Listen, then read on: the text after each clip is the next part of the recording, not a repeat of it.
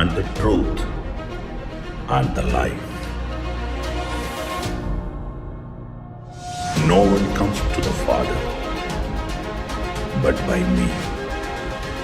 John chapter 14 verse 6. സ്നേഹമുള്ളവരെ, നമ്മൾ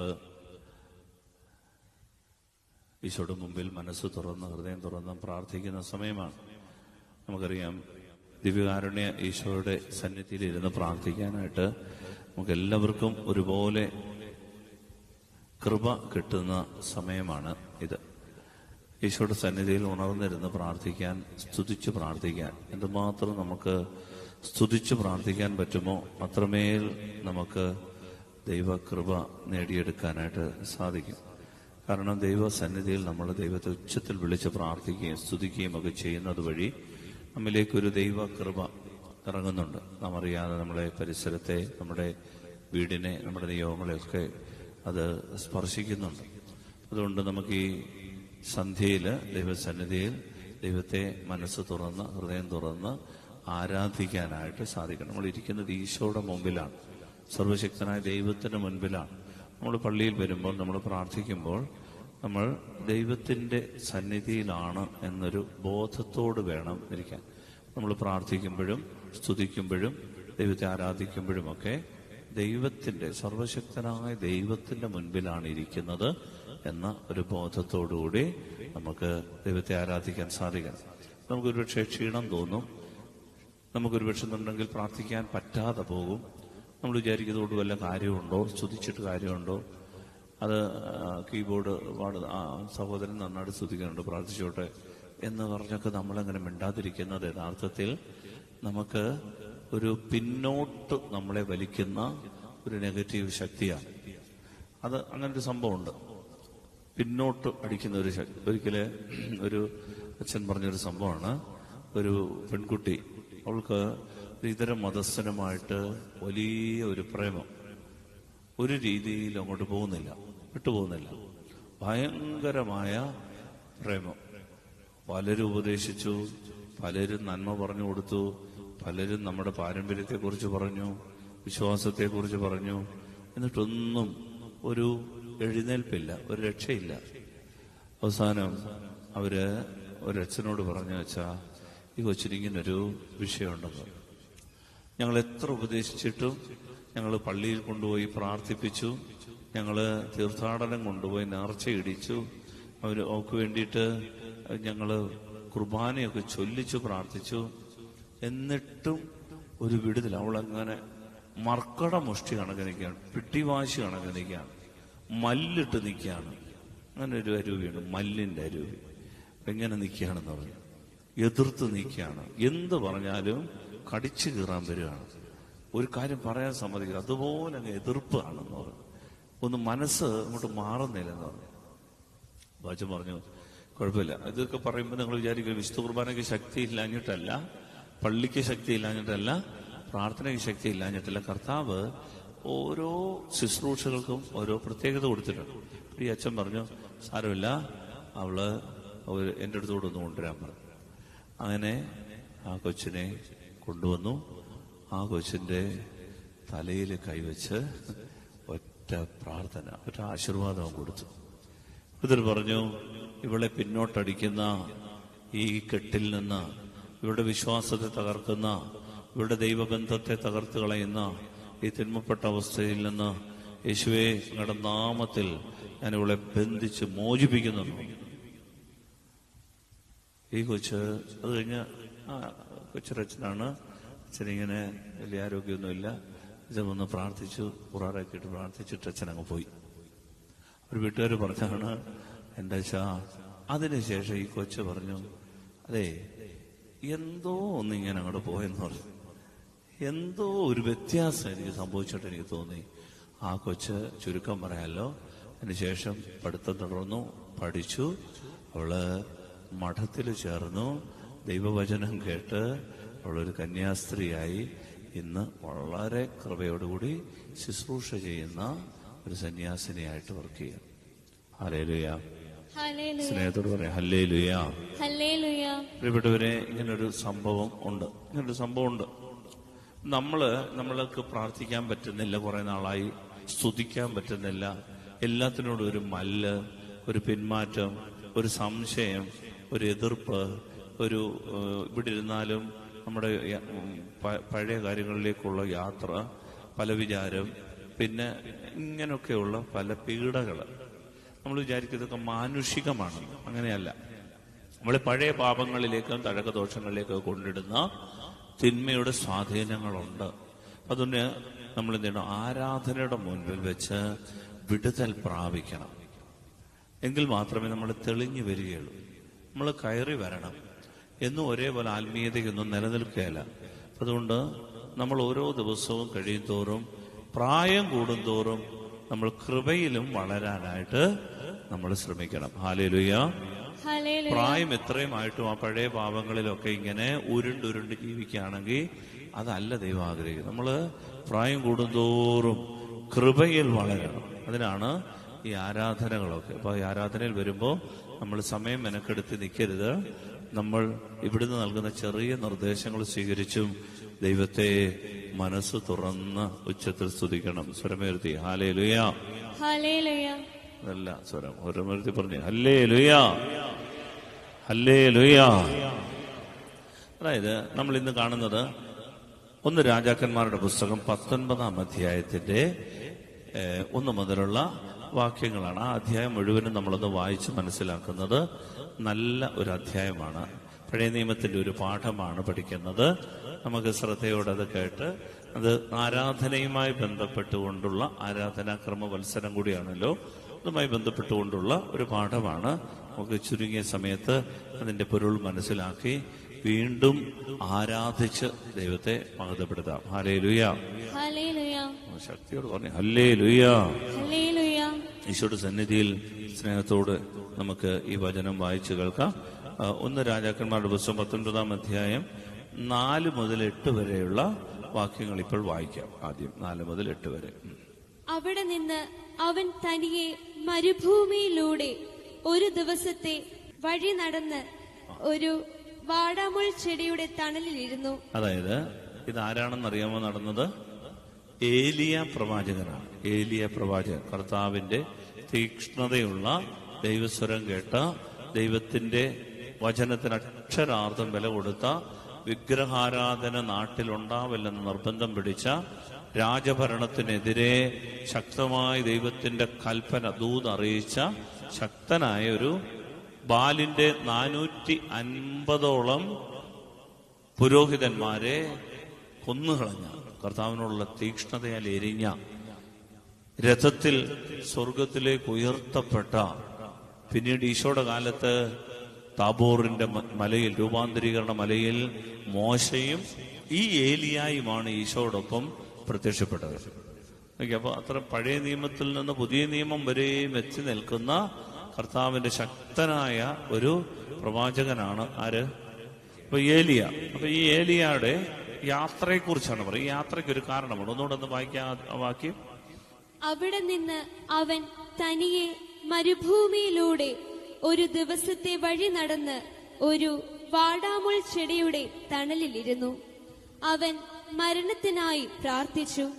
കർത്താവേ, മതി, എന്റെ പ്രാണനെ സ്വീകരിച്ചാലും ഞാൻ എന്റെ പിതാക്കന്മാരെക്കാൾ മെച്ചമല്ല.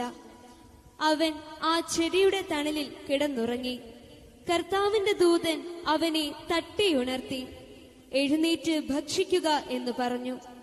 എഴുന്നേറ്റ് നോക്കിയപ്പോൾ ചുടുകല്ലിൽ ചുട്ടെടുത്ത അപ്പവും ഒരു പാത്രം വെള്ളവും ഇതാ തലയ്ക്കലിരിക്കുന്നു. അത് കഴിച്ച് അവൻ വീണ്ടും കിടന്നു. കർത്താവിന്റെ ദൂതൻ വീണ്ടും അവനെ തട്ടിയുണർത്തി പറഞ്ഞു, എഴുന്നേറ്റ് ഭക്ഷിക്കുക, അല്ലെങ്കിൽ യാത്ര ദുഷ്കരമായിരിക്കും. അവൻ എഴുന്നേറ്റ് ഭക്ഷണപാനീയങ്ങൾ കഴിച്ചു.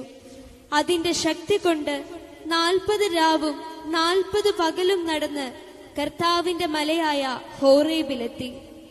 ഹല്ലേലൂയ, ഹല്ലേലൂയ, ഹല്ലേലൂയ. നമ്മൾ ഈ ആരാധനാക്രമ മത്സരത്തിൽ ഇത് ആരാധനയുമായി ബന്ധപ്പെടുത്തിക്കൊണ്ടൊന്ന് ചിന്തിക്കുകയാണ്. അതായത് ഈ സംഭവം നടക്കുന്നത് BC 9-ാം നൂറ്റാണ്ടിലാണ്. BC 9. നമ്മുടെ കർത്താവിന്റെ വരവിന് 9 നൂറ്റാണ്ടുകൾക്ക് മുൻപ് 900 വർഷങ്ങൾക്ക് മുൻപ് നടന്നൊരു സംഭവമാണ്. ആ കാലത്ത് ഇസ്രായേൽ എന്ന് പറയുന്ന രാജ്യത്തിന്റെ രാജാവായിരുന്നു ഓമ്രി. ആരാണ്? ഓമ്രി. അപ്പൊ ഈ രാജാവിന്റെ മകന്റെ പേരാണ് ആഹാബ്. ഈ ആഹാബ് രാജാവിന്റെ കാലത്ത് ഈ ഓമ്രി എന്ത് ചെയ്തു? ഓമ്രി മിടുക്കനായ ഒരു രാജാവായിരുന്നു. അയാള് 12 വർഷക്കാലമാണ് ഈ നാട്ടിൽ ജീവിച്ചത്, ഭരിച്ചത്. അപ്പോൾ അദ്ദേഹം ഈ മറ്റു രാജ്യങ്ങളുമായിട്ടൊക്കെ സന്ധി ഉണ്ടാക്കി, കരാറുകൾ ഉണ്ടാക്കി, വ്യാപാരമുണ്ടാക്കി, കയറ്റുമതിയൊക്കെ ഉണ്ടാക്കി, സാമ്പത്തികമായിട്ട് ഈ നാടിനെ ദ്രുതഗതിയിൽ എത്തിച്ചു. പുതിയ നഗരങ്ങൾ സൃഷ്ടിച്ചു. അദ്ദേഹം ഒരു ചെറിയ കാലം കൊണ്ട് ഇസ്രായേൽ രാജ്യത്തെ സമ്പന്നമാക്കി. ആ രാജ്യം സമ്പന്നമായപ്പോൾ അദ്ദേഹം എന്ത് ചെയ്തു? അയൽപക്കത്തുള്ള രാജ്യങ്ങളുമായിട്ടൊക്കെ ഒരു കണക്ഷൻ ഉണ്ടാകാൻ വേണ്ടി അദ്ദേഹം തന്റെ മക്കളെയും കൊച്ചുമക്കളെയും ഒക്കെ പിടിച്ച് ഈ രാജ്യത്തുള്ള രാജാക്കന്മാരുടെ മക്കളെ കൊണ്ട് കല്യാണം കഴിപ്പിച്ചു. വിജാതീയരുമായി വിവാഹ ബന്ധത്തിൽ ഏർപ്പെട്ടു. ഇതിനാണ് അവരുമായി ബന്ധുത്വമുണ്ടെങ്കിൽ യുദ്ധം ഉണ്ടാകുകയില്ല, സമാധാനത്തിൽ കഴിയും. അപ്പൊ അദ്ദേഹം എന്ത് ചെയ്തു? ഈ അയൽപക്കത്തുള്ള, പ്രത്യേകിച്ച് തൈർ എന്ന് പറയുന്ന ഒരു വിജാതീയ നാട്ടിലെ രാജകുമാരിയായ ജസബലിനെ കൊണ്ട് തന്റെ മകനായ ആഹാബിനെ കല്യാണം കഴിപ്പിച്ചു. അപ്പം ഓമ്രി എന്ന് പറയുന്ന രാജാവ്, മകന്റെ പേരാണ് ആഹാബ്. ആഹാബിന്റെ ഭാര്യയുടെ പേരാണ് വിജാതീയരായ ടൈറിലെ രാജകുമാരി ജസബൽ. ജസബൽ വന്നപ്പോഴ് ഇസ്രായേലിന് തലവേദനയായി. അതാണ് ചില പെൺകുട്ടികള് വീട്ടിലിങ്ങനെ കയറി വരുമ്പോ തലവേദന ഉണ്ടാകണം. വളരെ റയറായിട്ടാണ് അങ്ങനെ തലവേദന ഉണ്ടാക്കി. അങ്ങനെ തലവേദന ഉണ്ടായി കഴിഞ്ഞപ്പോ എന്ത് സംഭവിച്ചു? അവിടെ ഈ ഭരണം, വീടിന്റെ കൺട്രോൾ മുഴുവനും ഈ വന്ന് കയറിയ കൊച്ച് അങ്ങേറ്റെടുത്തു. ഹല്ലേലൂയ. നിങ്ങൾക്ക് ഇതൊന്നും മനസ്സിലാകത്തില്ല, നിങ്ങൾ നല്ല മനുഷ്യരായതുകൊണ്ട് ഇതൊക്കെ മനസ്സിലാവണമെങ്കിൽ ബൈബിളിൽ ഇങ്ങനെയൊക്കെ പണ്ട് തൊട്ടേ ഉണ്ട്. BC 9-ാം നൂറ്റാണ്ട് തൊട്ടേ ഇങ്ങനെയൊക്കെയുള്ള കാര്യങ്ങളുണ്ട്. ഹല്ലേലൂയ. സന്തോഷത്തോടെ ഹല്ലേലൂയ. അപ്പോൾ ഈ ഭരണം അങ്ങോട്ട് ഏറ്റെടുത്തപ്പോൾ ഈ പെൺകുട്ടിയുടെ മനസ്സിന്റെ ഉള്ളിൽ ഒരു ഭീകരത അങ്ങോട്ട് വന്നു. ഭരണഭീകരത എന്ന് പറയും. എന്ന് പറഞ്ഞു കഴിഞ്ഞാൽ എല്ലാം കൺട്രോൾ ചെയ്യാൻ തുടങ്ങി. അതിന് ഒത്ത ഒരു ഭർത്താവ് ആഹാബ് എന്ത് ചെയ്തു? ആയിക്കോട്ടെ എന്ന് പറഞ്ഞു കൊടുത്തു.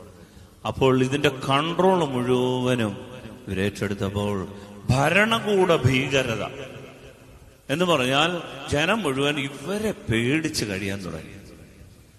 അപ്പോൾ പിന്നെ നമുക്കറിയാം, അതിന്റെ 18-ാം അധ്യായത്തിലാണെന്ന് തോന്നുന്നു അല്ലെ, നാബോത്തിന്റെ മുന്തിരിത്തോട്ടം എന്നുള്ള ഹെഡിങ് ഒക്കെ ഉണ്ട്. അതിന്റെ അടുത്ത അധ്യായത്തിലാണ് നാബോത്ത്. 21-ാം അധ്യായമായിരിക്കും അല്ലേ? ആണോ? പറ, മൈക്കിൽ കൂടെ പറ.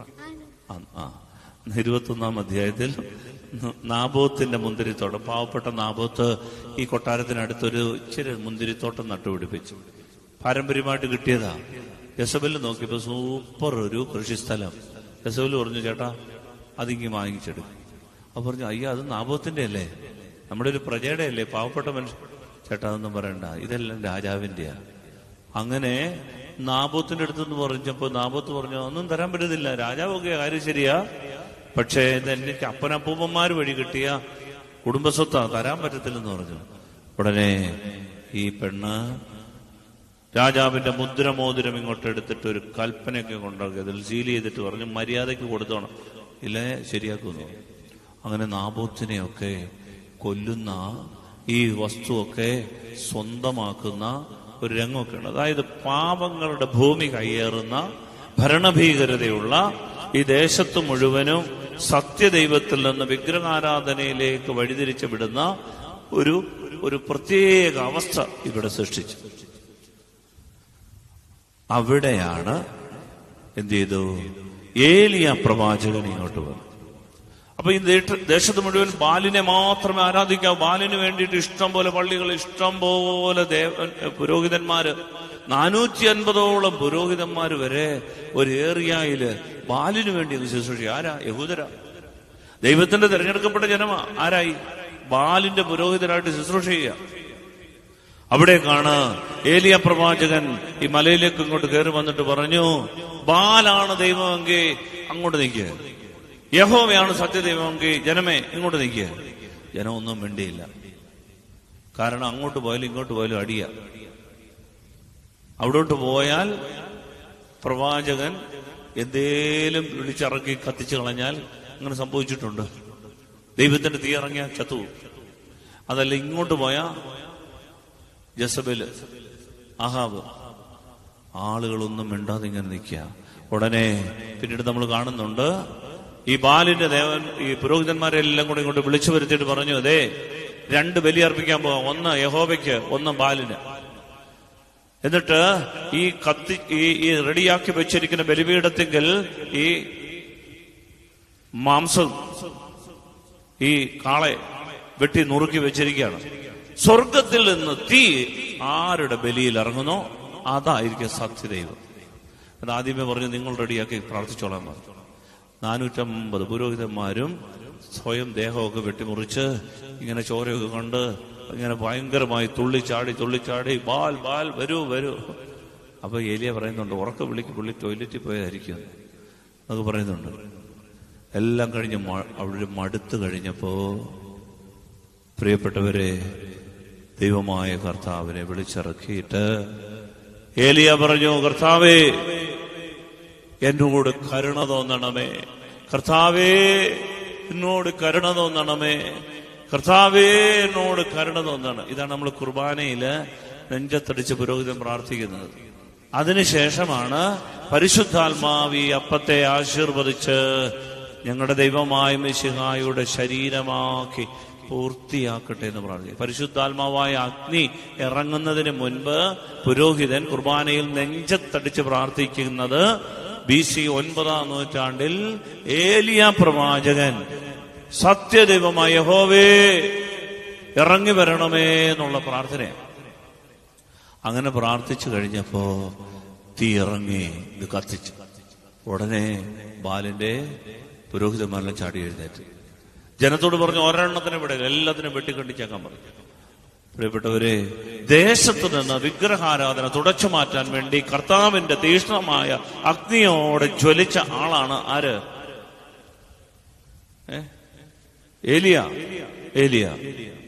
ഏലിയ പ്രവാചകൻ. ശ്രദ്ധിക്കണേ, ഇത് ജസബൽ അറിഞ്ഞു. ജസബല് ശമ്പളം കൊടുത്ത് പുരോഹിതന്മാരെ നാട്ടിൽ വളർത്തിക്കൊണ്ടുവരിക, വിജാതീയ ദേവനെ, ടൈറിലെ ദേവനെയൊക്കെ കൊണ്ടുവന്ന്. അപ്പോഴാണ് ഇതിനെല്ലാം കൊന്നു എന്ന് ജസബൽ അറിയും. ജസബൽ ഒരു പ്രതിജ്ഞ എടുത്തു, നാളെ നേരം വെളുക്കുന്നതിന് മുൻപ് ഈ ഏലിയായുടെ ജീവൻ ഞാൻ എടുത്തില്ലെങ്കിൽ എന്റെ ദേവൻ എന്നെ കൊന്നേക്കട്ടെ. ജസബൽ ഇങ്ങനെ ഒരു തീരുമാനമെടുത്തെന്ന് ആരറിഞ്ഞു? ഏലിയ അറിഞ്ഞു. ഏലിയ പ്രാണരക്ഷാർത്ഥം ഓടി. ശ്രദ്ധിച്ചു കേൾക്കണം, പ്രധാനപ്പെട്ട ഒരു കാര്യമാണ്.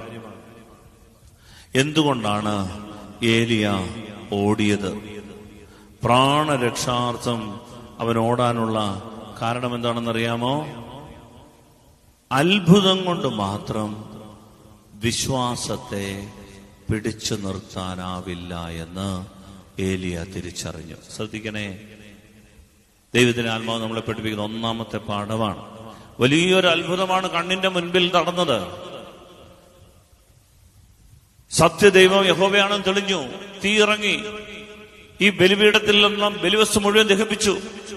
ജനത്തിന് ബോധ്യപ്പെട്ടു സത്യദൈവം യഹോവയാ.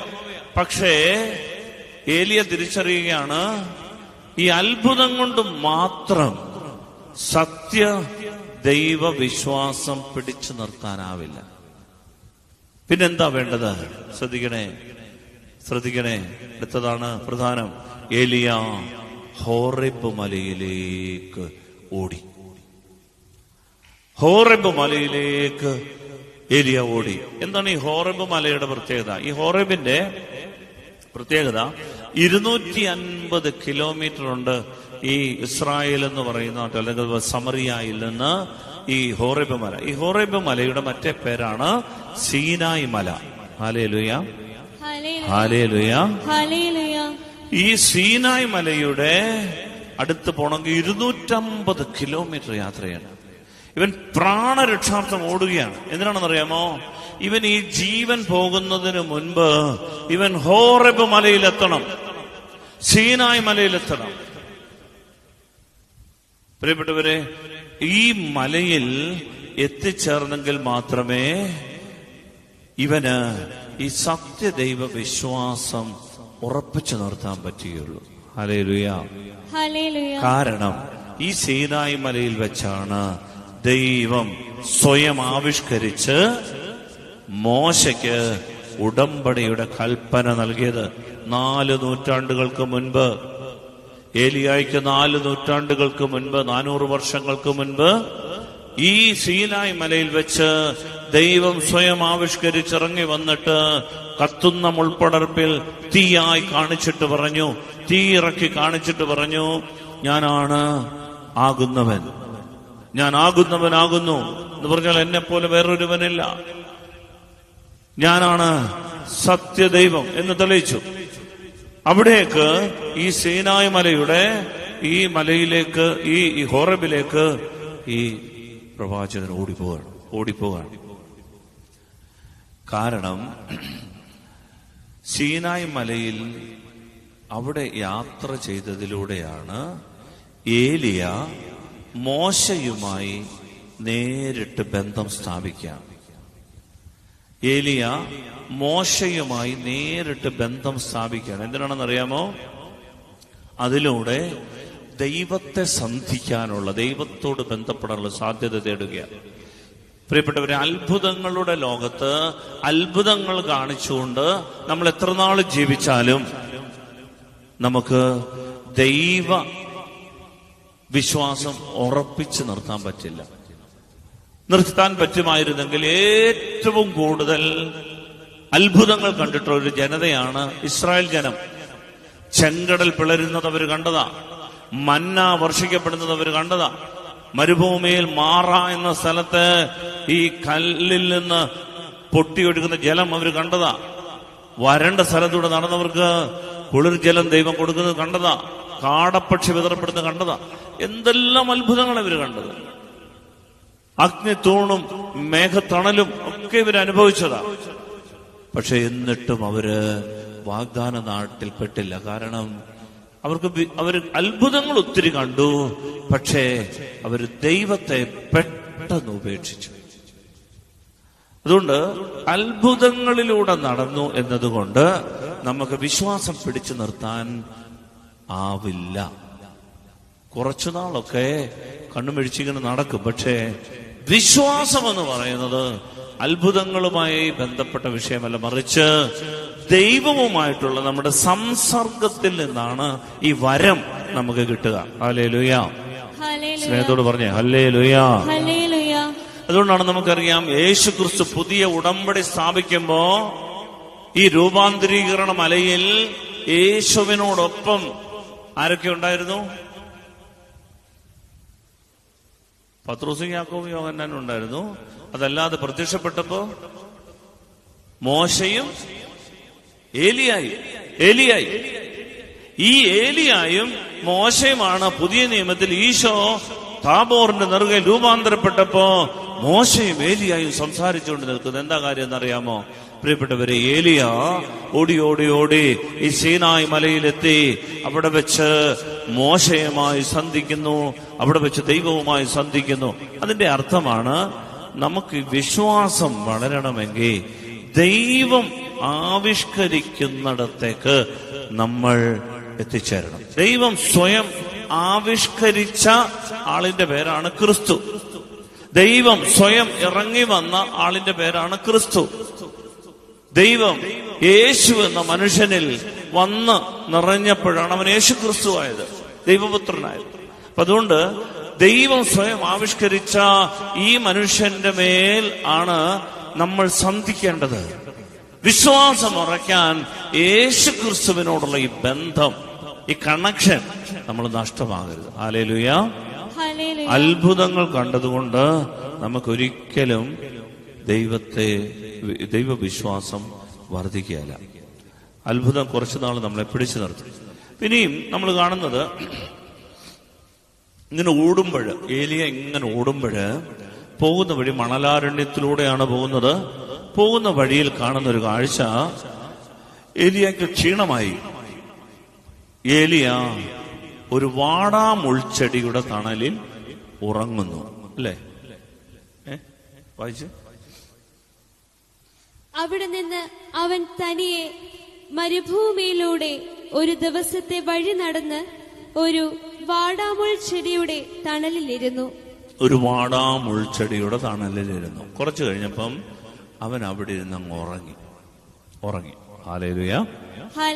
അപ്പൊ എങ്ങനെ ഉറങ്ങിയപ്പോഴ് പെട്ടെന്ന് കർത്താവിന്റെ ദൂതൻ വന്ന് അവനെ തട്ടി ഉണർത്തി. എന്നിട്ട് പറഞ്ഞു, എഴുന്നേക്ക്. അവൻ ഞെട്ടി ഉണർന്നപ്പോ തലയ്ക്കല് ചുടുകല്ലിൽ ചുട്ടെടുത്ത അപ്പവും വെള്ളവും വെച്ചിരിക്കുന്നു. ദൈവത്തിന്റെ ദൂതൻ പറഞ്ഞു, നീ ഇത് ഭക്ഷിക്ക. അവൻ ഭക്ഷിച്ചിട്ട് വീണ്ടും കിടന്നുറങ്ങി. വീണ്ടും അവനെ തട്ടി ഉണർത്തിയിട്ട് പറഞ്ഞു, എഴുന്നേറ്റ് ഭക്ഷിക്ക്, കാരണം 250 കിലോമീറ്റർ യാത്ര ചെയ്യാനുണ്ട് നിനക്ക്. ഈ ദൈവത്തെ സന്ധിക്കാൻ നിനക്ക് 280 കിലോമീറ്ററോളം യാത്ര ചെയ്യാനുണ്ട്. പ്രിയപ്പെട്ടവരെ, ഈ മനുഷ്യൻ 40 ദിവസത്തെ യാത്രയ്ക്ക് വേണ്ടി ഒരുങ്ങുകയാണ്. ഇവിടെ വായിക്കാമോ വചനം? അവൻ എഴുന്നേറ്റ് ഭക്ഷണപാനീയങ്ങൾ കഴിച്ചു. അതിന്റെ ശക്തി കൊണ്ട് 40 രാവും 40 പകലും നടന്ന് കർത്താവിന്റെ മലയായ ഹോറേബിലെത്തി. ഇതാണ് ദൈവം നമ്മളോട് പറയുന്നത്. ഈ ദൈവത്തെ സന്ധിക്കാൻ, ഈ ദൈവത്തോടുള്ള ബന്ധം നിലനിർത്താൻ ഈ ഭൂമിയിൽ ദൈവം തരുന്ന കാര്യമാണ്. ഒന്ന്, ഇവിടെ ഇവൻ മരണത്തോടനുബന്ധിച്ച് കിടക്കുകയാണ്, മരണതുല്യമായിട്ട് കിടക്കുകയാണ്. പ്രാണരക്ഷാർത്ഥമാണ് ഓടുന്നത്. കാലെല്ലാം വിണ്ടുകീറി വരണ്ട ഈ മരുഭൂമിയിലൂടെ പോവുകയാണ്. പോയി അവനൊരു വാടാമുൾച്ചെടിയുടെ കീഴിൽ കിടന്നിട്ട് ഇങ്ങനെ പ്രാർത്ഥിക്കുന്നുണ്ട്, ദൈവമേ, നീ എന്നെ അങ്ങ് എടുത്തേക്കുക, മതി, എന്റെ പ്രാണനെ സ്വീകരിച്ചാലും ഞാൻ എന്റെ പൂർവ്വപിതാക്കന്മാരെക്കാൾ ശ്രേഷ്ഠരൊന്നുമല്ല, മടുത്തു. കാരണം ഈ 250 കിലോമീറ്റർ ഒന്നും യാത്ര ചെയ്ത് നിന്നെ കാണാൻ പറ്റുമെന്നൊന്നും എനിക്ക് തോന്നുന്നില്ല. ഉടനെ ദൈവം എന്താ ചെയ്തെന്നറിയാമോ?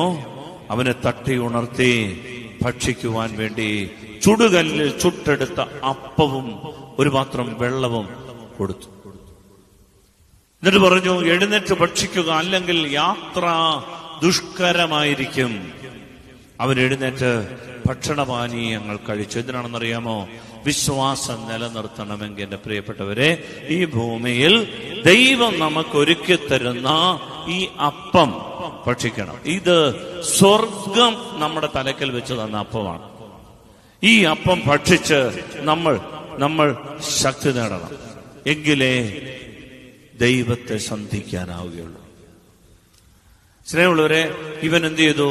ഇത് ഭക്ഷിച്ചിട്ട് 40 രാവും 40 പകലും നടന്നു. നമുക്കറിയാം, ഈ ചുടുകല്ലിൽ ചുട്ടെടുത്ത അപ്പം അത് സ്വർഗത്തിന്റെ അപ്പമാണ്, അത് പരിശുദ്ധ കുർബാനയാണ്. യാത്ര ദുഷ്കരമാകാതിരിക്കാൻ അവൻ എഴുന്നേറ്റത് ഭക്ഷിച്ചു, എന്നിട്ട് വീണ്ടും നടന്നു. അങ്ങനെ ഇത് നമ്മുടെ ആരാധനയുമായി ബന്ധപ്പെടുത്തിയാണ് നമ്മൾ മനസ്സിലാക്കേണ്ടത്. ശ്രദ്ധിക്കണേ, അത്ഭുതങ്ങൾ കൊണ്ട് മാത്രമല്ല ആരാധന. ഈ ആരാധനയുടെ ശുശ്രൂഷകളിൽ നമ്മൾ അത്ഭുതങ്ങൾ, ഇത്രയും നാൾ കുർബാന ചൊല്ലി പുറമേ നോക്കുമ്പോൾ ഒരു അത്ഭുതവും കാണാനില്ല. ഇത്രയും നാൾ നമ്മൾ കർത്താവിന്റെ തിരുനാളുകളെല്ലാം ആഘോഷിച്ചു, ഒരത്ഭുതം കാണാനില്ല. യാമപ്രാർത്ഥനകൾ എന്തുമാത്രം നടത്തി, ഒരത്ഭുതം കാണാനില്ല. കൂദാശ കൽപ്പകങ്ങൾ എന്തുമാത്രം പങ്കെടുത്തു, വിടുകൂദാശകൾ ഉൾപ്പെടെ, മരിച്ചടക്കം ഉൾപ്പെടെ, ഒരത്ഭുതവും കാണാനില്ല. ശ്രദ്ധിക്കണേ, അത്ഭുതങ്ങൾ കൊണ്ട് നമ്മുടെ വിശ്വാസത്തെ പൂർണ്ണതയിലെത്തിക്കാൻ പറ്റില്ല. അതുകൊണ്ട് ദൈവം എന്ത് ചെയ്യുന്നറിയാമോ? നമുക്ക് ഈ സ്വർഗീയ അപ്പം തരും. ഇവിടെ ഏലിയ വാടാമുൾച്ചെടിയുടെ തണലിൽ ഉറങ്ങുന്നു. അത് മരണത്തിന്റെ പ്രതീകമാണ്. എന്ന് പറഞ്ഞാൽ ഒരുത്തൻ മരിക്കാൻ പോവാ, അവന് മടുത്തു, അവന് വിശ്വാസവും കിട്ടുന്നില്ല, അവന് പ്രത്യാശയുമില്ല, അവന് മടുപ്പ് തോന്നുന്നു, അവന് ഇതിനകത്തൊക്കെ സത്യമുണ്ടോ, പ്രാർത്ഥിച്ചിട്ട് വല്ല ഗുണമുണ്ടോ എന്നൊക്കെ ഇങ്ങനെ ചോദിച്ചുകൊണ്ടേയിരിക്കുകയാണ്. ഹല്ലേലൂയ. വലുതരം വരുത്തി. ഹല്ലേലൂയ, ഹല്ലേലൂയ. ഹല്ലേലൂയ. ഏറ്റു പറയാം, പരിശുദ്ധാത്മാവേ. പരിശുദ്ധാത്മാവേ. ഉറക്കെ പ്രാർത്ഥിക്കാമോ? പരിശുദ്ധാത്മാവേ, പരിശുദ്ധാത്മാവേ, എഴുന്നള്ളി വരണമേ. എഴുന്നള്ളി വരണമേ. അങ്ങേ ഇഷ്ടദാസിയായ പരിശുദ്ധ മറിയത്തിന്റെ വിമല ഹൃദയത്തിന്റെ ശക്തമായ മധ്യസ്ഥതയാൽ ഞങ്ങളിൽ നിറയണമേ. ഹല്ലേലൂയ. അപ്പൊ ഈ ദൈവത്തിന്റെ ദൂതൻ അവനെ തട്ടി ഉണർത്തി, എന്നിട്ട് പറഞ്ഞു, ഭക്ഷിക്കുക. ഈ ഉണർത്തൽ എന്ന് പറയുന്നതാണ് ഉത്ഥാനം, ഉയർപ്പ്. ഈ ലോകത്ത് വെച്ച് നമുക്ക് പ്രിയപ്പെട്ടവരെ ഈ അപ്പം തരുന്നത് എന്തിനാണെന്നറിയാമോ? ഈ സ്വർഗീയ അപ്പം നമുക്ക് തരുന്നത്, ഇത് ഭക്ഷിക്കുന്നവൻ മരിക്കുകയില്ല. ഇതാണ് ഉത്ഥാനം. അവനെ തട്ടി ഉണർത്തി ഉയർപ്പിനെ കുറിച്ചൊരു ബോധ്യം നൽകുകയാ. നീ വീണ് മരിക്കുകയല്ല.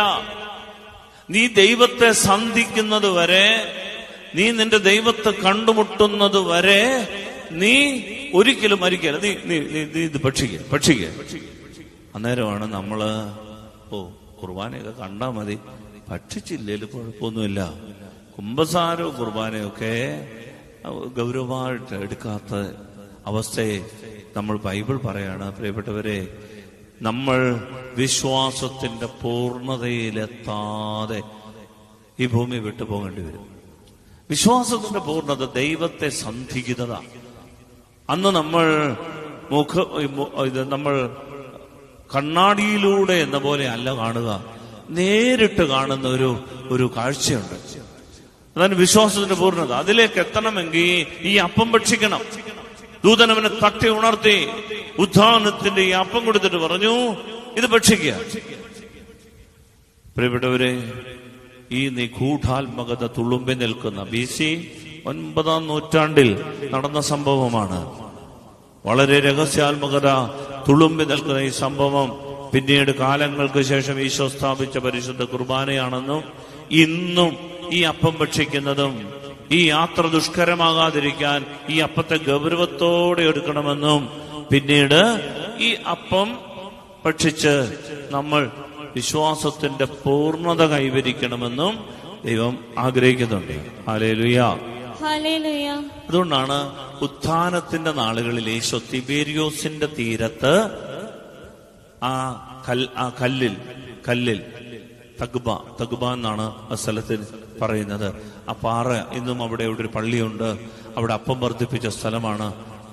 അവിടെ തീ കൂട്ടി ഉത്ഥാനത്തിന്റെ ആ ദിവസം ശിഷ്യന്മാരൊക്കെ തോറ്റ് തുന്നം പാടി രാത്രി മുഴുവനും അധ്വാനിച്ചിട്ടും ഒരു മീനെ പോലും കിട്ടാത്ത തോൽവിയുടെ രാത്രി ഈ പ്രാതലൊരുക്കി തീ കൂട്ടി അപ്പം ചുട്ട് മീനെയും തയ്യാറാക്കി ഒരു ദൈവം ഇരിക്കുന്നു എന്ന് കാണുമ്പോ പ്രിയപ്പെട്ടവർ, നമ്മൾ കാണേണ്ടത് വർഷങ്ങൾക്ക് മുൻപ്, നൂറ്റാണ്ടുകൾക്ക് മുൻപ് ഈ തീ കൂട്ടി ദൈവത്തിന്റെ ദൂതൻ ഈ ചുടുകല്ലിൽ ചുട്ടെടുത്ത അപ്പം ഏലിയായ്ക്ക് കൊടുത്തതിന്റെ സൂചനയാണ്. ഹല്ലേലൂയ.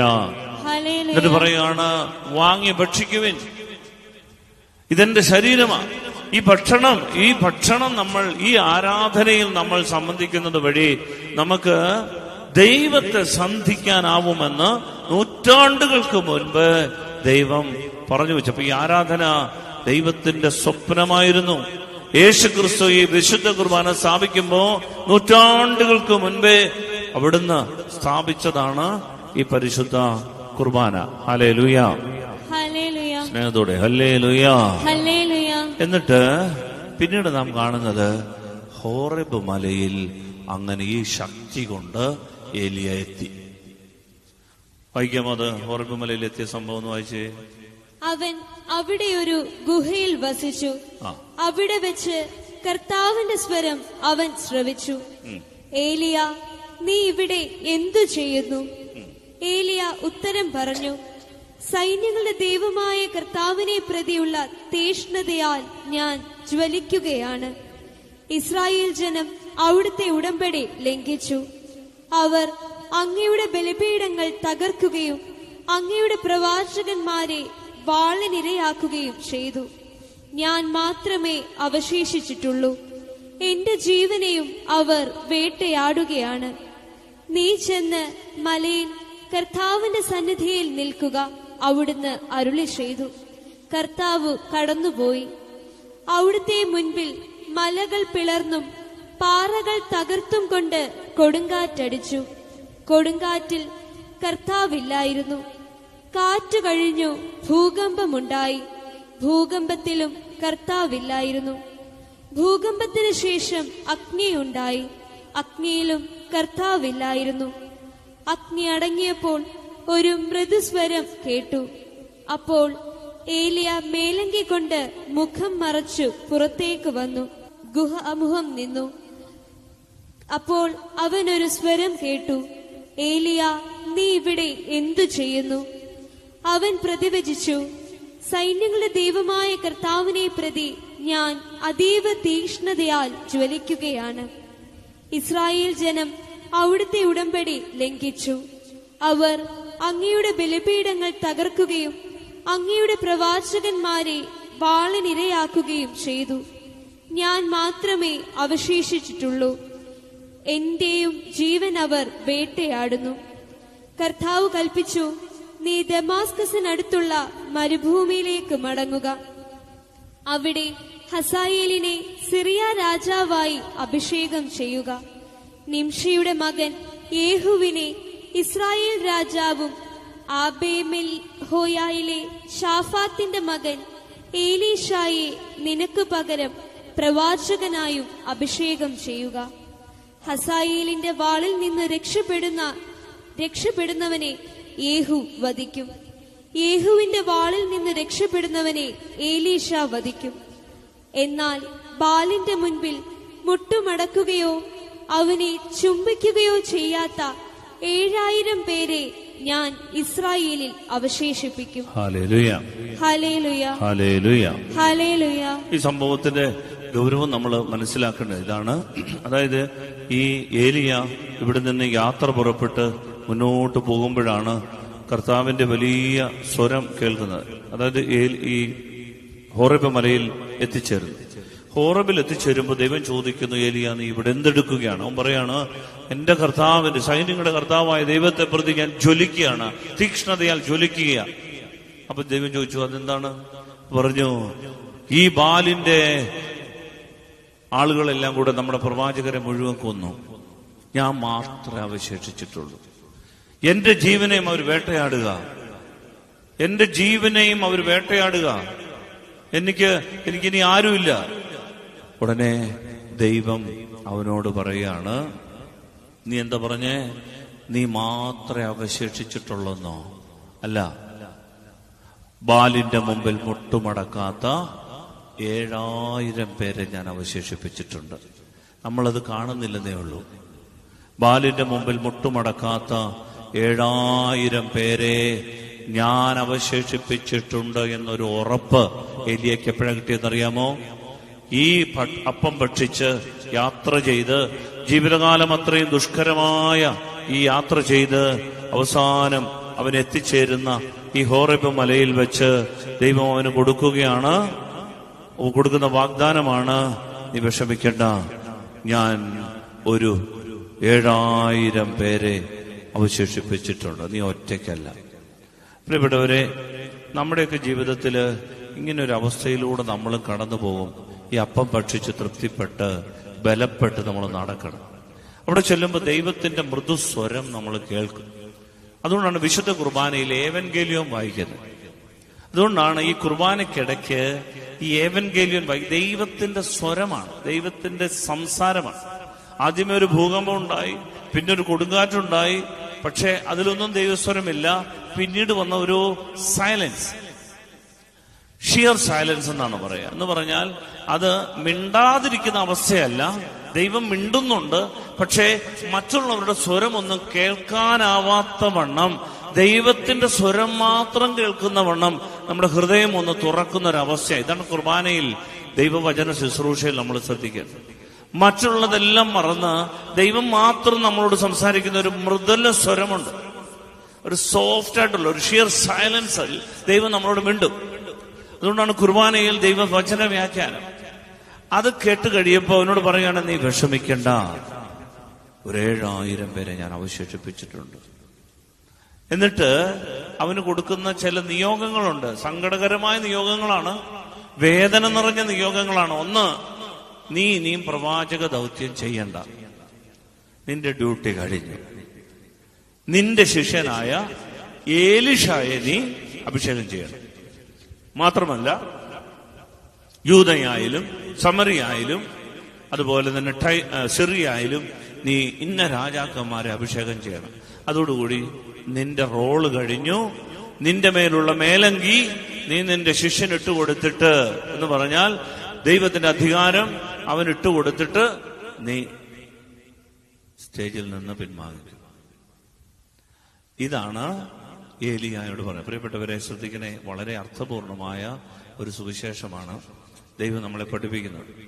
ഈ ലോകത്ത് വെച്ച് ഈ അപ്പം ഭക്ഷിച്ച് ഈ ഹോറബിൽ വരെ നമ്മൾ എത്തണമെന്നും ദൈവത്തോട് സന്ധിക്കണമെന്നും അത് നമ്മുടെ വിശ്വാസത്തിന്റെ പൂർണ്ണതയാണെന്നും അവിടെ വെച്ച് ദൈവത്തിന്റെ മൃദുലസ്വരം നാം കേൾക്കുമെന്നും ഇതാണ് നമ്മുടെ ജീവിതത്തിന്റെ നിയോഗമെന്നും നാം മനസ്സിലാക്കണം. ജീവിതത്തിന്റെ നിയോഗം എന്ന് പറയുമ്പോൾ പാതി വഴിയിൽ ദൈവം ഉപേക്ഷിക്കുവാനല്ല. കഷ്ടതകളുണ്ട്, മണലാരണ്യത്തിലൂടെ സഞ്ചരിക്കേണ്ടി വരും. പക്ഷേ നീ സഞ്ചരിച്ച് ഈ ഹോറബ് മലയിലെത്തണം. അവിടെ നിന്റെ ദൈവം സ്വയം ആവിഷ്കരിച്ച ഈ മലയിൽ, സീനായി മലയിൽ ദൈവം നിന്നോട് സംസാരിക്കും. ആദ്യമൊക്കെ ഭൂകമ്പം ഉണ്ടാകുമ്പോഴും കൊടുങ്കാറ്റുണ്ടാകുമ്പോഴും നീ കരുതും ദൈവമാണ്. പക്ഷേ അവരിലൊന്നും ദൈവമില്ലായിരുന്നു. പിന്നീട് വന്ന ഒരു മൃദുലസ്വരത്തിൽ, ഒരു ശാന്തമായ ഒരു മന്ദമാരുതനിൽ, ഒരു ഇളം കാറ്റിൽ ദൈവം സംസാരിക്കും, നമ്മളോട് സംസാരിക്കും. അതാണ് യഥാർത്ഥത്തിൽ ആത്മീയതയുടെ വളർച്ച എന്ന് പറയുന്നത്. ഇതാണ് നമ്മൾ ആരാധനാക്രമത്തിലേക്ക് കൊണ്ടുവന്നിരിക്കുന്നത്, കുർബാനയിലേക്ക് കൊണ്ടുവന്നിരിക്കുന്നത്. കുർബാനയൊക്കെ നമ്മൾ സ്വീകരിക്കുന്നത്, കാണുന്നതുമൊക്കെ എന്റെ പ്രിയപ്പെട്ടവരെ ആത്മീയമായ പക്വതയിലേക്ക് വളരാൻ വേണ്ടിയിട്ടാണ്, ആത്മീയമായ വളർച്ച ഉണ്ടാകാൻ വേണ്ടിയിട്ടാണ്. അതൊരു ഭക്താഭ്യാസമല്ല. വിശുദ്ധ കുർബാന സ്വീകരിക്കുന്നത് ചിലരൊക്കെ 2 കുർബാനയൊക്കെ കണ്ട് 8 കുർബാന കണ്ട് പിന്നെ നിയാഗത്തിന് വേണ്ടിയിട്ട് കുർബാനയിൽ വെച്ച് പ്രാർത്ഥിച്ച് കുർബാനയെ ഒരു നൊവേന കണക്കെയാക്കുന്ന ഒരു പ്രവണതയൊക്കെ ഉണ്ട്. അതല്ല യഥാർത്ഥത്തിൽ ആരാധനയിലൂടെ ദൈവം ആഗ്രഹിക്കുന്നത്. കുർബാന നമ്മുടെ ചടങ്ങുകൾ നടന്നു കിട്ടുന്ന ഒരു ഉപാധിയല്ല, ഇതൊരു നൊവേനയല്ല. കുർബാന, വിശുദ്ധ കുർബാന എന്ന് പറയുന്നത് നമ്മുടെ ആത്മാവിന്റെ രക്ഷയ്ക്ക് വേണ്ടിയിട്ടുള്ള സ്വർഗത്തിന്റെ പദ്ധതിയാണ്. അതുകൊണ്ടാണ് ഈ അത്ഭുതങ്ങൾ കൊണ്ട്, അടയാളങ്ങൾ കൊണ്ട് നമ്മുടെ വിശ്വാസം വളർത്താനാവില്ല എന്ന് തിരിച്ചറിഞ്ഞിട്ട് ഏലിയ അവിടെ നിന്ന് മണലാരണ്യത്തിലൂടെ യാത്ര ചെയ്യും. ഇടയ്ക്ക് വെച്ച് അവൻ തന്നെ ശപിച്ചുകൊണ്ട് പറയാണ്, മരിച്ചാ മതി, ഞാൻ മരിക്കാൻ പോവാ. അവൻ കിടന്നുറങ്ങി, മരണത്തിന്റെ പ്രതീകമാണ്. പക്ഷെ ദൈവം എന്ത് ചെയ്തു? അവനെ തട്ടി ഉണർത്തിയിട്ട് പറഞ്ഞു, നീ തീരാനുള്ളതല്ല. പ്രിയപ്പെട്ടവരെ, ഈ അത്ഭുതങ്ങളിൽ കുടുങ്ങിക്കിടങ്ങാതെ മണലാരണ്യത്തിലൂടെ സഞ്ചരിച്ച് ദൈവത്തെ കണ്ടുമുട്ടാൻ ഒരു ഹോറബ് വരെ യാത്ര ചെയ്യാൻ തയ്യാറായാലുണ്ടല്ലോ, ദൈവം ഈ സ്വർഗീയ അപ്പം നമുക്ക് വേണ്ടി ഒരുക്കും. അത് ഭക്ഷിച്ച് ജീവിതകാലം അത്രയും സഞ്ചരിക്കാൻ നമുക്ക് കരുത്ത് കിട്ടും. ജീവിതകാലം അത്രയും സഞ്ചരിക്കാൻ കരുത്ത് കിട്ടും. ഒടുവിൽ നമ്മൾ അവിടെ ചെല്ലുമ്പോ ആദ്യമൊക്കെ കൊടുങ്കാറ്റും പേമാരിയും ഭൂകമ്പമൊക്കെ ഉണ്ടാകുമ്പോൾ നമ്മൾ കരുതും ദൈവമാണെന്ന്. പക്ഷേ പ്രവാചകൻ കാത്തിരുന്നു, ആ ഗുഹാമുഖത്ത് കാത്തിരുന്നു. പ്രിയപ്പെട്ടവരെ, ഇന്ന് അവിടെ പോകുമ്പോ ഈ കാർമൽ മലയുണ്ട്, അവിടെ ഗുഹയുണ്ട്, ഏലിയായുടെ പള്ളിയുണ്ട്. ഈ മനോഹരമായ ഈ കടലിന്റെ, മെഡിറ്ററേനിയൻ കടലിന്റെ തീരത്തുള്ള ഈ മല, അത് യൂറോപ്പിന്റെ ഒരു കവാടം കൂടി. അത് ആ കടൽ കടന്നു കഴിഞ്ഞാൽ യൂറോപ്പിലോട്ടാണ്. അപ്പോഴീ അതിന്റെ അവിടെ നിന്നാണ് പിന്നീട് ജെറുസലേമിലേക്ക് അല്ലെങ്കിൽ വിശുദ്ധ നാട്ടിലേക്കുള്ള ഈ യാത്ര. അപ്പോഴിവിടെ ഈ ഹോറബിന്റെ, അതായത് സീനായ് പെൻസുലയുടെ ഭാഗമായ ഈ മലയിൽ പ്രിയപ്പെട്ടവരെ ഈ ഏലിയ ഗുഹയിൽ ഇങ്ങനെ കഴിയുകയാണ്. ദൈവത്തിന്റെ സ്വരം കേട്ട് ദൈവം കാത്തിരുന്നവന് അവസാനം ദൈവം സംസാരിക്കുക മൃദുല സ്വരത്തിൽ, നീ പേടിക്കരുത്, നിന്റെ നിയോഗം തീരാൻ പോവുകയാണ്. പക്ഷെ അതിനു മുൻപ് ചെയ്യേണ്ട കാര്യങ്ങൾ ഇതാണ്, നീ വിഷമിക്കണ്ട. ഇതിനുശേഷം പ്രിയപ്പെട്ടവരെ, ഈ ഏലിയായുടെ ഇരട്ടി അഭിഷേകത്തോടുകൂടി ദൈവം ആരെ ഉയർത്തി? എലീഷായെ ഉയർത്തി. ഏലിയ ഒരാളെ ഉയർപ്പിച്ചെങ്കിൽ എലീഷ 2 പേരെ ഉയർത്തി. ഏലിഷ എന്തുമാത്രം അത്ഭുതങ്ങളാണ് ചെയ്യുന്നതെന്ന് നമുക്ക് ബൈബിളിൽ അറിയാം. ഈ അഭിഷേകം ഒരിക്കലും ചോർന്നു, അല്ലത് പകരപ്പെടും. നീ പാതി വഴിക്കിടാതെ ഈ സ്വർഗീയപ്പം ഭക്ഷിച്ച് ഈ ദൈവത്തിന്റെ മൃദുലസ്വരം കേൾക്കുന്നത് വരെ വിശ്വാസത്തോടെ പിടിച്ചെന്നുണ്ടല്ലോ, നിന്റെ അടുത്ത തലമുറയിൽ വരുന്നൊരു അഭിഷേകം ഉണ്ടല്ലോ, നിനക്ക് കിട്ടിയ അഭിഷേകത്തിന്റെ ഇരട്ടി അഭിഷേകമായിരിക്കും. അതാണ്. പിന്നീട് നമുക്കറിയാം, പിന്നീട് ഏലിയ പോകുന്നത് സ്വർഗത്തിലേക്കാണ്. രഥത്തിൽ, ആഗ്നേയ രഥത്തിൽ സ്വർഗത്തിലേക്ക് പോവുകയാണ്. സ്വർഗാരോഹണമാണ്. ഈ കുർബാനയിൽ ഇതെല്ലാം അടങ്ങിയിട്ടുണ്ട്. കർത്താവിന്റെ മരണം, അതാണ് ഏലിയ. അവൻ ഉറങ്ങി, അതിനുശേഷം അവന്റെ ഖബറടക്കം, അവന്റെ ഉത്ഥാനം, അവനോടൊപ്പം ഭക്ഷിച്ചു. പെസഹ 40 ദിവസത്തേക്ക് അവൻ ഭക്ഷിച്ച് അവർക്ക് ദൈവരാജ്യത്തെക്കുറിച്ച് പ്രസംഗിച്ചു. പിന്നീട് അവൻ സ്വർഗാരോഹണം ചെയ്തു. പ്രിയപ്പെട്ടവരെ, ഈ ക്രിസ്തു സംഭവങ്ങളെല്ലാം ഈശോയ്ക്ക് 8 നൂറ്റാണ്ടുകൾക്ക് മുൻപേ ബൈബിളിൽ, 9 നൂറ്റാണ്ടുകൾക്ക് മുൻപേ ബൈബിളിൽ കൃത്യമായി രേഖപ്പെടുത്തി. അതുകൊണ്ടാണ് ഈ ബൈബിളൊക്കെ എഴുതിയിരിക്കുന്നത് പരിശുദ്ധാത്മാവാണെന്ന് പറയാൻ കാര്യം. ബൈബിളൊക്കെ ഈ പുതിയ നിയമം ഉണ്ടാകുന്നതിന് മുൻപേ പഴയ നിയമത്തിൽ ഇതൊക്കെ എഴുതി വെച്ചിരിക്കുമ്പോ പിൽക്കാലത്ത് ഇതെല്ലാം കുർബാനയിൽ സംഭവിക്കുമ്പോൾ നാം മനസ്സിലാക്കേണ്ടത്, ഇത് കോൺസ്റ്റന്റൈൻ ചക്രവർത്തിയുടെ കാലത്ത് കണ്ടെത്തിയ ചില ആചാരങ്ങളൊന്നുമല്ല. ചിലർ പറയുന്നത് അതാണ്, കത്തോലിക്കരുടെ ഈ കുർബാന, ഈ കൂദാശ, ഇതൊക്കെ 4-ാം നൂറ്റാണ്ടിൽ കോൺസ്റ്റന്റൈൻ ചക്രവർത്തി കണ്ടുപിടിച്ച ചില ആചാരങ്ങളൊക്കെയാണെന്ന ആരോപണം. പ്രിയപ്പെട്ടവരെ, ഇതിന് ദൈവവചനത്തിന്റെ പിൻബലമുണ്ട്.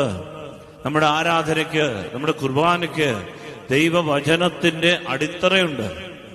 അതുകൊണ്ട് നമ്മൾ ഈ ആരാധന പൂർത്തിയാക്കുമ്പോൾ നമ്മൾ പ്രാർത്ഥിക്കേണ്ടത്, കർത്താവേ, പാതി വഴിക്കിട്ടേച്ചു പോകാതെ വിശ്വാസത്തിന്റെ പൂർണ്ണതയിലേക്ക് നടക്കാൻ ഒരു കൃപ തരണമേ എന്ന് പ്രാർത്ഥിച്ചുകൊണ്ട് നമ്മൾ ഈ ആരാധന പൂർത്തിയാക്കാം. നമുക്ക് എഴുന്നേറ്റ്